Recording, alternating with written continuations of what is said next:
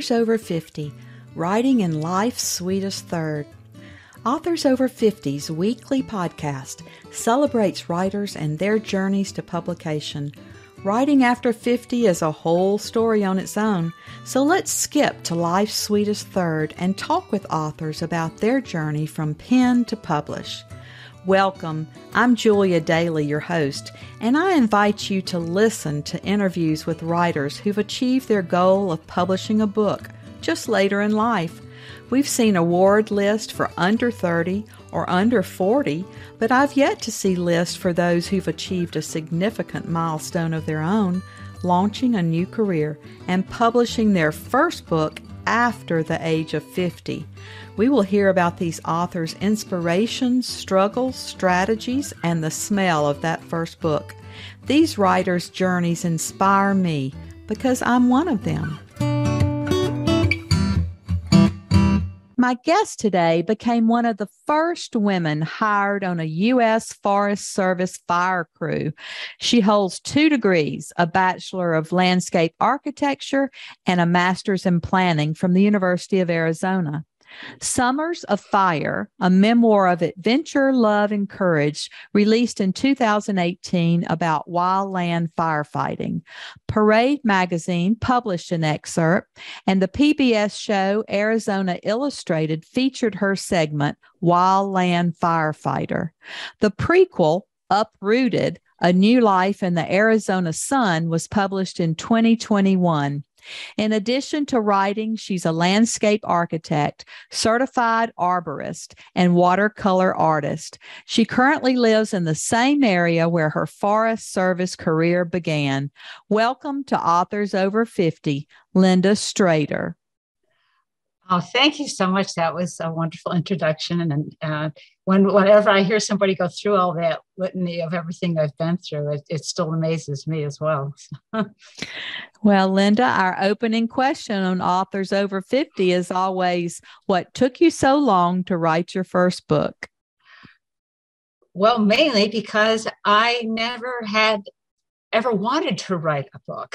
I have written a lot of professional papers in my career, in college, of course, a lot of term papers. I wrote a thesis for my master's degree. I like to write, but I never explored, other than, I would say, English 101, where we had to write creative essays.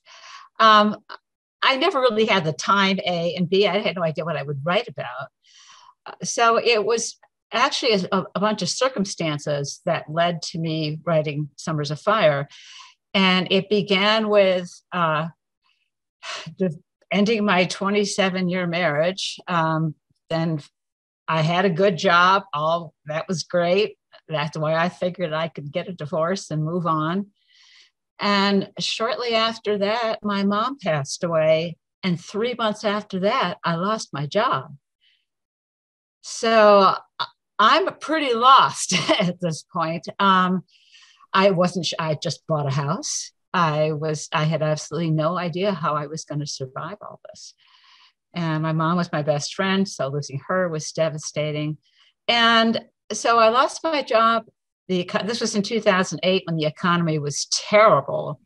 There was no work in sight, especially in my career in landscape architecture. And so I was collecting unemployment, scanning the internet for want ads, anything and anything I could find and apply for, but it wasn't working out. So I had a lot of time in my hands, and I got to thinking, wow, the future is looking pretty bleak right now. Maybe I'll get out my journals and read about past experiences because certainly my firefighting years were adventuresome and challenging by any means. And so I got them out and I started reading, and I thought, gosh, maybe I should write some of this stuff down before I forget. So I just wrote it down. I wrote down what happened. I wrote down some of my adventures that maybe weren't in there, but my memory got jogged once I started reading. And I thought, there's probably a story in here somewhere. I don't know. So I wrote 90 pages. And I shared it with some friends, and they're like, well, this is pretty good. You should add more. Expand it. So I thought, well, okay, what else have I got to do? So I just sat down and started to write, and I had 420 pages when I was done. And I thought, gosh, this looks like a book. I wonder if it's any good. I had no idea. And so, that's when I started thinking, well, maybe I should see if I can find any local authors and kind of get some feedback from them if I can. It turns out there was a writing group in my community, so I joined that. And I realized, and they kept telling me, wow, this is really cool. You really need to write this book. And then I really lucked out. I met a woman online. I was desperate to make money. So I was writing articles for an online magazine for $5, 250 words. She was doing the same she was a retired teacher. And we connected. And it turns out she lives in Tucson, which is not that far from me. And I was telling her about this book. And she said, well, I'd love to see it. Can I read some of it? So I sent her a few chapters and she said, well, this is pretty good, but I can help you with the grammar and the sentence structure. I didn't know how to write. So she just jumped in and spent years with me perfecting this story. And without her, I don't think it ever would have published and not that I took all of her advice, I didn't, but the fact that she would catch things that I did not. And she was really good at, I think what you're trying to say is this, and you're not, kind of pointers. So a book got written, and I wanted to be traditionally published. And I met people in the writers group who knew how to do that and knew the process. And I knew it would be difficult, and it was. But I persevered. Well, we want to hear more about that. Did you search for an agent? Did you decide to choose a hybrid, a small press, or self-publish, or did you go with the big five? Well, that's what I wanted. And I certainly, I queried over 200 agents. And the whole time I was querying, I was still perfecting my book, because as soon as literary agents are not generous with feedback. And usually it's just no or silence. But once in a while, one would actually send me a paragraph that would say, this didn't quite grab me, or I think you could start this at a better place, or whatever. And after I got over the hurt and the devastation of this will never happen, what in the world am I thinking? I realized they were right. And I would spend weeks, months fixing what one person said. I think you should tweak this. And the more feedback I got by being rejected, the better the story got. And a lot of people don't like the rejections, but I'll tell you, if you take it to heart, they're right. They're in the business. They know what they're talking about. And so at one point, I realized something major has to change where this story starts. I set the book aside, got out a fresh document, and I started over. And I rewrote the first 3 chapters without stopping. I didn't look at my notes. I didn't look at the other version. I just rewrote it.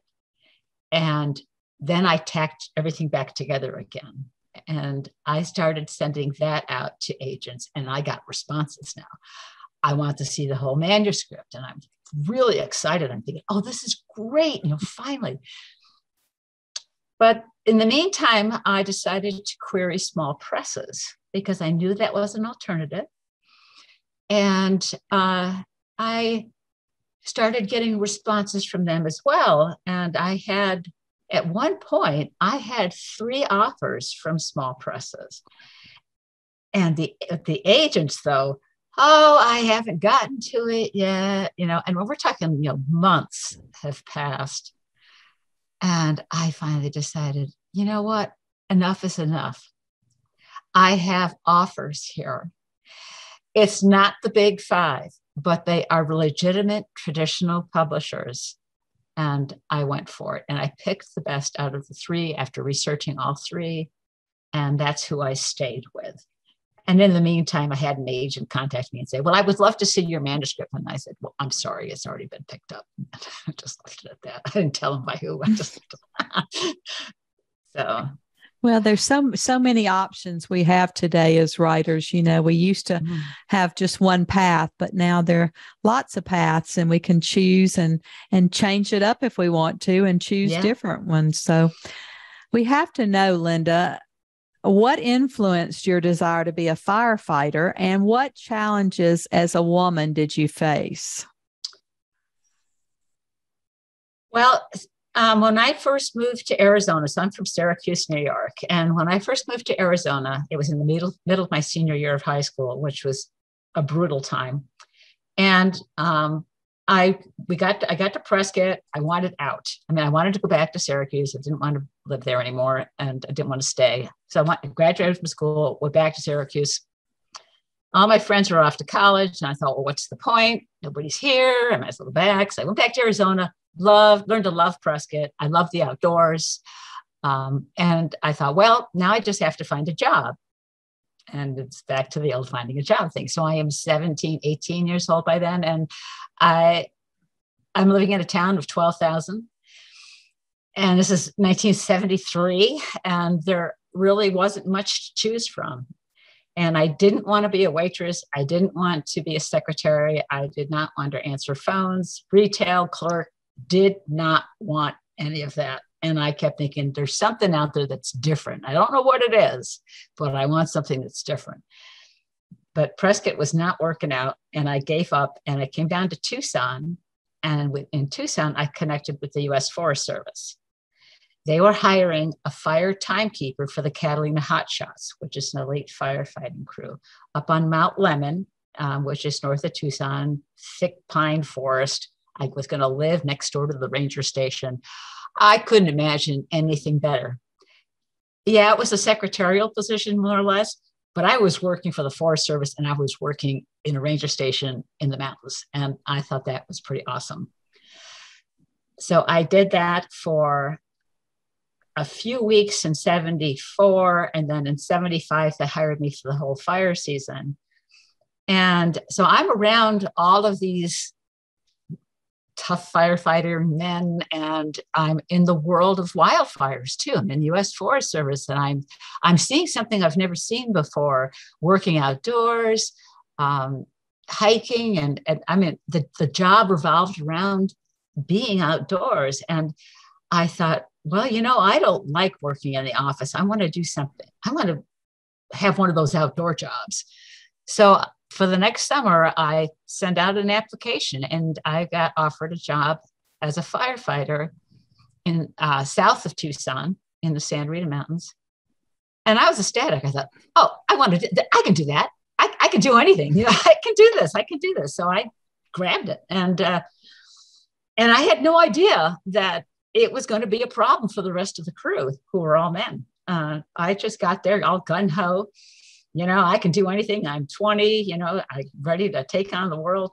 And I was used to being outdoors, and I was used to, you know, digging in my mom's garden and hiking and all those things. I passed the physical fitness test. I thought, this is perfect. And then I realized, oh, the men don't want me here. And I started facing the guys on my crew. Some of them were okay, but there were a number of them who were older. You know, they were 20 years older than me, and they're looking at me like, what the hell are you doing here? And one man said to me one day, I think I'd been there for a week, and he said, well, I can't imagine, you know, why, you know, you'd want a job like this. And I said, well, John, what kind of, you know, job would you like me to have? And he said, well, I like my women barefoot, pregnant, and in the kitchen. And I'm like, oh, goody. Oh, this is going to be fun. You know, this is great. So he turned out to be a real challenge. But when it was on my crew, I knew I was doing the work, and I had to work twice as hard to do the work just to prove that I could do it. So I had to work twice as hard. But I felt like I could handle them. and I gave it back to them as much as they gave it back to me, I just like, and so that I handled myself pretty good. So I thought, but it was later in my career that I started butting heads with supervisory officials who would tell me, well, I'm not going to hire you. You're a woman. And I think, well, you can't say that, because it's illegal to say that. It's illegal to do that. And, they're just like, well, it's just you and me in the room. So how can you prove that? Now I'm realizing this is going to be tougher than I thought. And I had to fight to stay in that career for 7 years. I had to, every time, because I moved around a lot, and I changed jobs, hoping for the one where they wouldn't give me a hard time. So it's it's interesting that, so we're talking mid-70s, and I kept thinking, well, when all these men retire, all these 40, 50-year-olds, all the new blood, they're going to have a different attitude because they're going to be more progressive. Women are going to find their place in this job because they can do it. Obviously they can. I was there and I did it. But it hasn't changed. In fact, it's worse now than it was. Well, that's pretty frightening. I think you were a very strong young woman to be able to handle all of that in the 70s, especially when we thought that our only career choices were to be a nurse or a teacher. Mm-hmm. And you were out there being able to handle yourself with crews of men who were very prejudiced against you. So I think you did a great job then. And I just can't believe that things have not gotten so much better now. That's pretty frightening. It's interesting because, and I've had a number of firefighters, current women firefighters, contact me. In fact, I had one contact me just a couple of weeks ago who read Summers of Fire, and she said she was a firefighter in 2000, and she said she could relate to my experiences, and I just I just remember some of the people that I've heard from tell me, well, it must have been so much worse for you. And then they started telling me what it's like for them. And I'm just like, they're being assaulted. Wow. And I was harassed. I was discriminated against, but nobody ever assaulted me. Mm. And I was stunned. There was a young woman who was raped at fire camp not that long ago. Mm. And her accuser still works for the agency, and she does not. She quit. She couldn't take it anymore. You hear stuff like this, and it's just appalling. It's like, why hasn't this changed?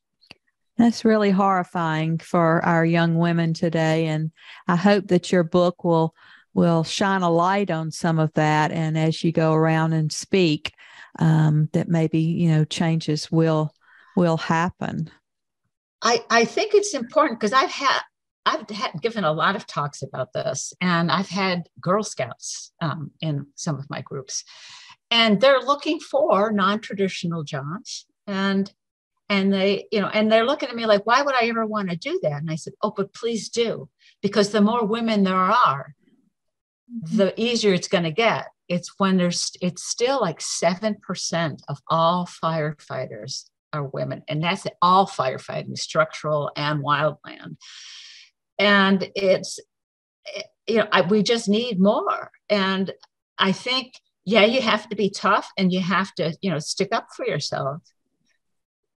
But it certainly makes you a strong person. And if you love your job as much as I loved my job, I think that says a lot for changing the minds of those that I worked with. I mean, there were some that there was no changing their minds. Women just don't belong there.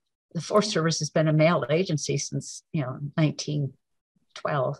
So, it's a lot of tradition to change, but it's doable. But I just think we just need more women out there proving that it can be done and that they can handle the work. I agree.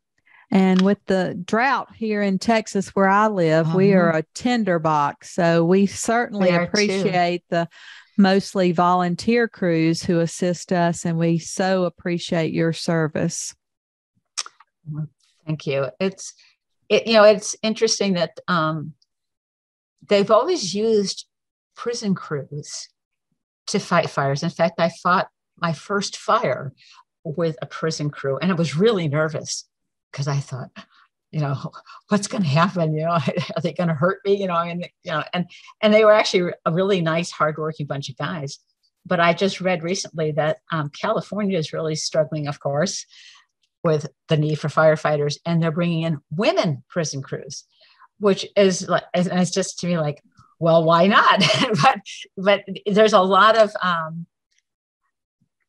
uproar about this because they feel like they're taking advantage of them, of prison crews in general. But the fact that they're all women prison crews now, and I thought, well, that never would have happened in 1976, that's for sure. So. Well, Linda, why don't you read a few paragraphs for us to hear your tone and voice in the book? Monday, May 31st, 1976. Uh-oh, my crewmate Joe said, staring behind us. There go our packs. My Pulaski froze mid-swing. I lowered it to my side, momentarily forgetting the wildfire in front of me. Smoke swirled between the two of us. I leaned around Joe and saw nothing but pine trees on fire, which, all things considered, made sense. Where did our packs go? Was an animal dragging them away? Then it hit me. Our packs were up in flames. The forest fire had jumped our line. The narrow defensive belt of raw earth we'd feverishly clawed through the woods had been breached. All of our gear gone, including our canteens of precious water. This was my first fire, but not Joe's. When he said we'd just rebuild the line, I thought, okay, no big deal. He seemed calm and not too concerned about when we'd get more water, so I didn't worry about that either.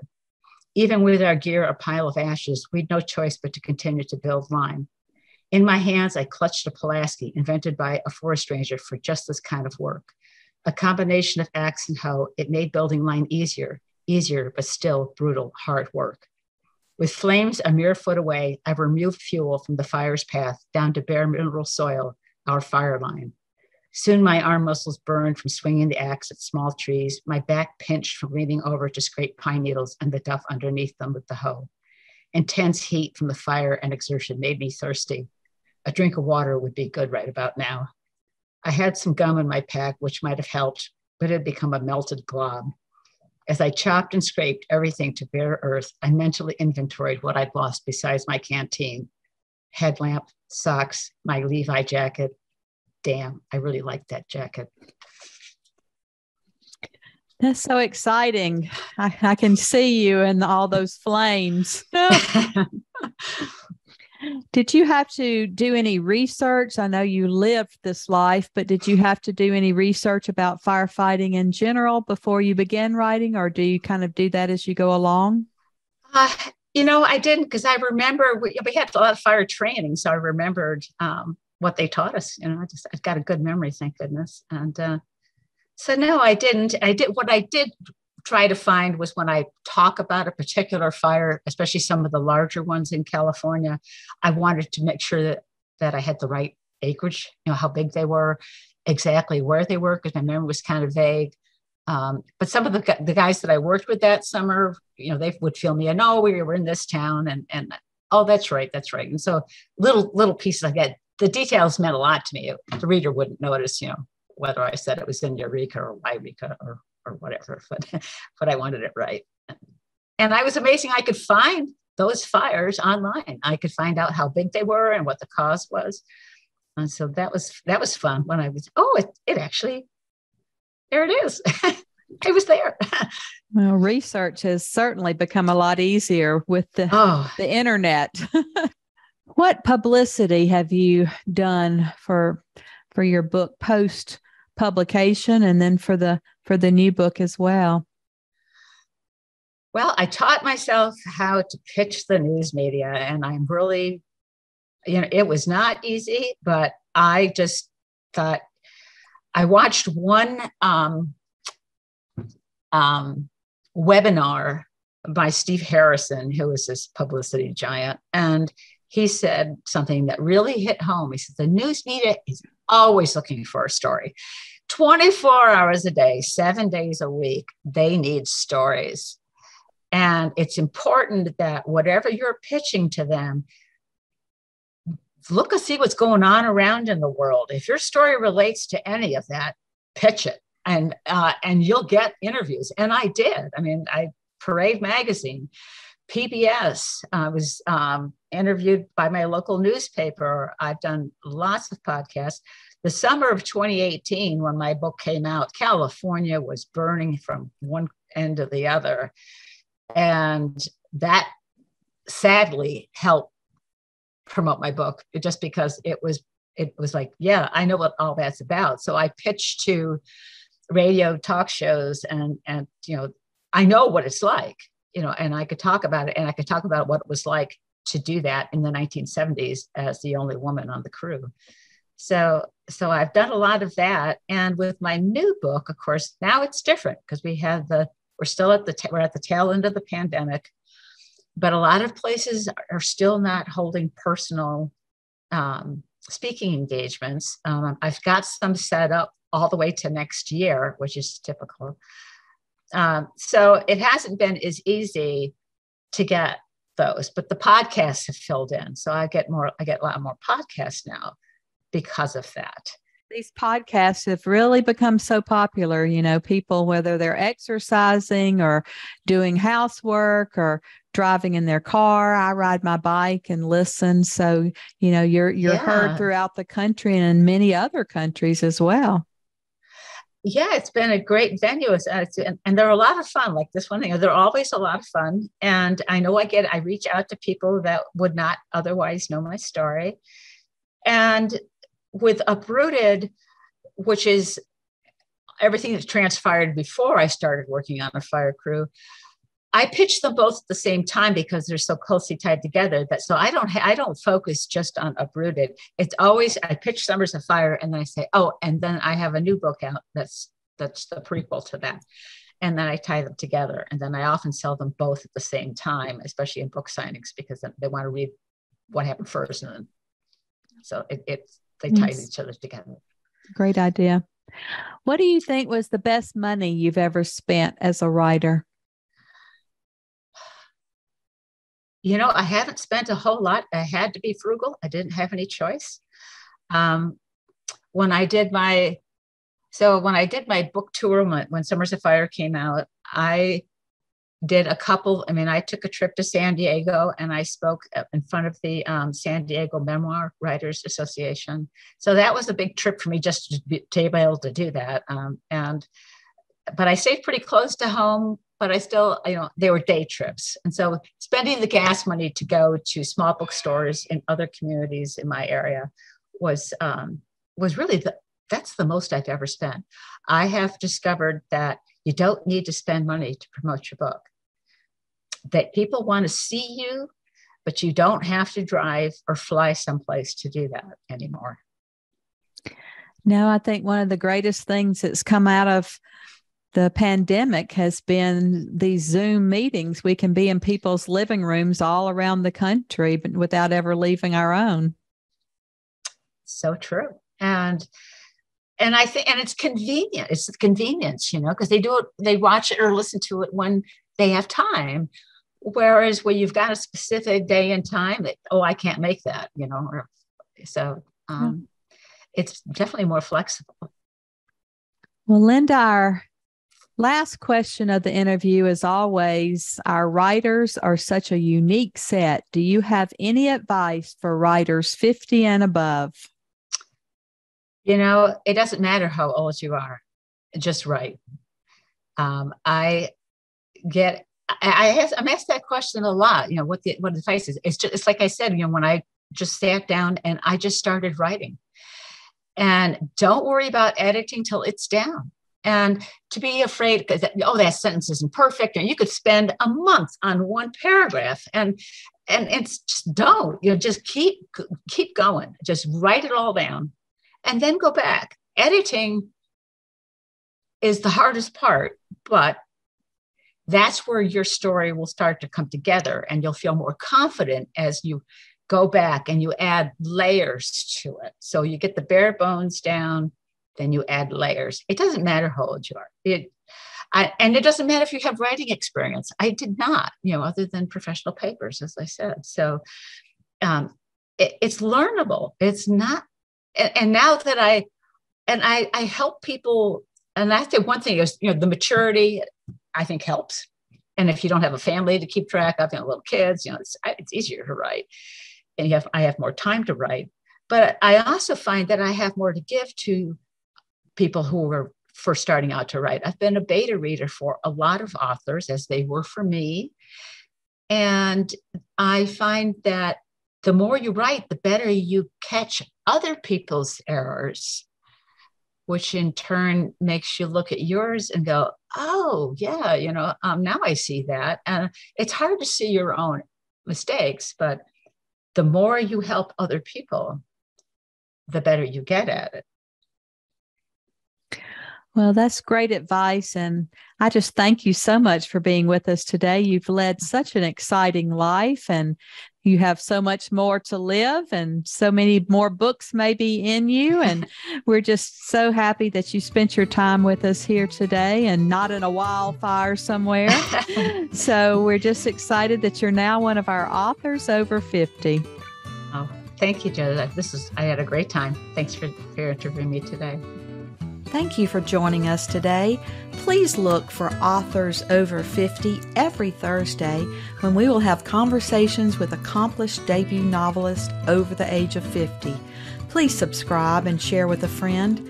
And check out my own publication journey after 50 at www.juliadaily, that's DAILY, like dailynewspaper.com. Until next time, keep reading and writing. And remember, it's never too late to fulfill a dream in life's sweetest third.